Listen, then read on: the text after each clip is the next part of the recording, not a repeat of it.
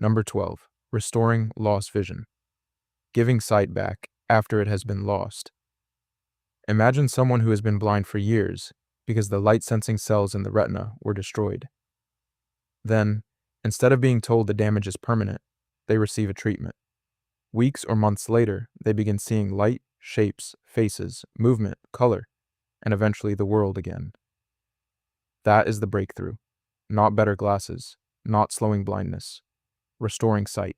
The breakthrough: most forms of serious retinal blindness happen because crucial cells, especially photoreceptors, the rods and cones that convert light into neural signals, become damaged or die. The National Eye Institute identifies photoreceptor dysfunction or loss as a central cause of vision impairment in retinal and macular degeneration. The ultimate technology would repair that visual pathway using whatever combination is appropriate.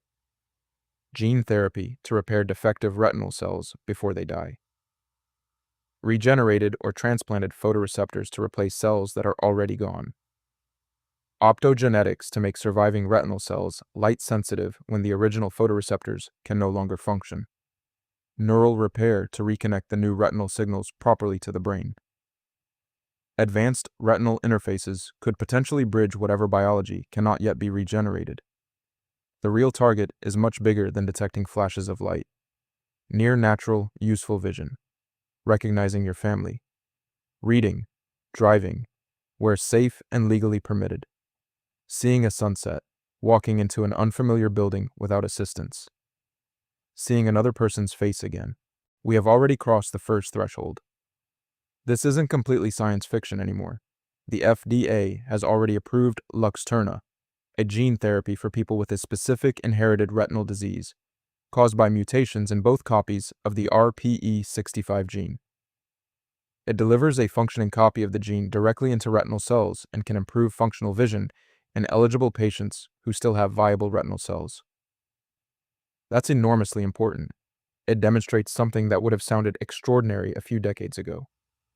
A genetic defect inside the human retina can be treated directly to restore visual function. But Luxturna affects only a relatively small group of patients. It does not regenerate a retina that has been extensively destroyed. The next step gets much more interesting. Researchers are developing optogenetic vision restoration. The idea is remarkable. If photoreceptors are dead but some downstream retinal neurons survive, scientists may be able to genetically modify surviving cells so that they themselves respond to light. In effect, biology gets rerouted around the destroyed component. A current international iconic program is identifying patients with inherited retinal degeneration who retain dormant cone cells that may potentially be resensitized using cone optogenetics. And a newer Phase 1/2 clinical program listed in 2026 is preparing to evaluate an optogenetic gene therapy called ZAM02 in people with advanced retinitis pigmentosa.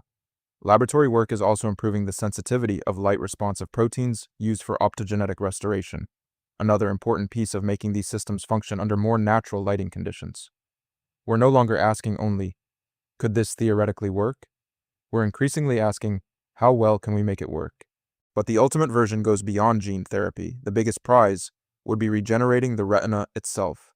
Instead of merely making surviving cells compensate for dead photoreceptors, future medicine could potentially replace or regenerate rod cells, cone cells, retinal pigment epithelium, supporting retinal tissue, neural connections. The National Eye Institute continues active research into photoreceptor development, retinal degeneration, stem cell-derived retinal tissue, gene regulation, and therapies aimed at restoring diseased retinas. If those pieces eventually converge, blindness caused by retinal degeneration could begin to look less like permanent destruction and more like repairable biological damage. What ordinary life would look like. This one could affect tens of millions of people eventually. An older person beginning to lose central vision from macular degeneration might receive regenerative treatment instead of preparing for progressive disability. Someone with retinitis pigmentosa might have damaged retinal cells replaced before total blindness develops. A child born with certain inherited retinal disorders might receive molecular treatment early enough to preserve normal visual development. And eventually, someone who has already lost sight might hear words that medicine rarely gets to say today. We may be able to give some of it back. Secondary effects. The consequences would spread far outside ophthalmology. Blindness-related loss of independence could fall dramatically. Demand for certain types of long-term assisted living and caregiving could decline. More visually impaired people could remain in employment and independent housing longer. AI vision aids, guide technologies, accessibility systems, and robotic assistants would still matter enormously, but they could increasingly complement biological restoration rather than substitute for sight. It could also establish technologies useful elsewhere in the nervous system.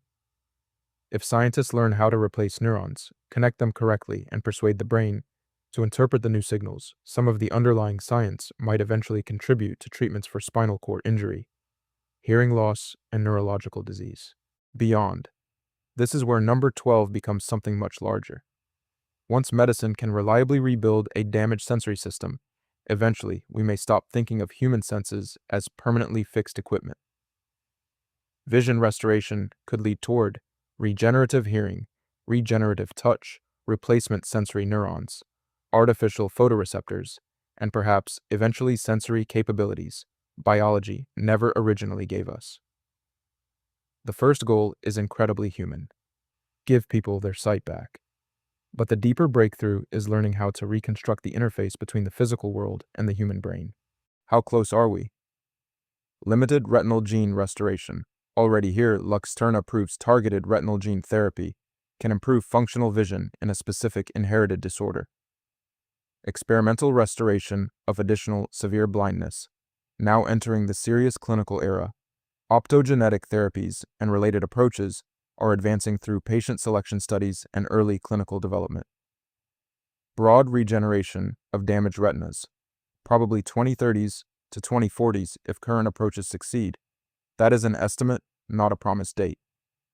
Scientists still have to solve cell survival, integration, precise neural wiring, immune compatibility, durability, and visual quality. Routine restoration of near-natural sight after profound retinal destruction. Likely farther away, possibly 2040s or beyond, for truly mature, widely available treatment. And some forms of blindness involving the optic nerve or visual cortex may prove much harder. My estimate? First-generation versions, already arriving. Useful restoration for substantially more types of blindness, 5 to 15 years.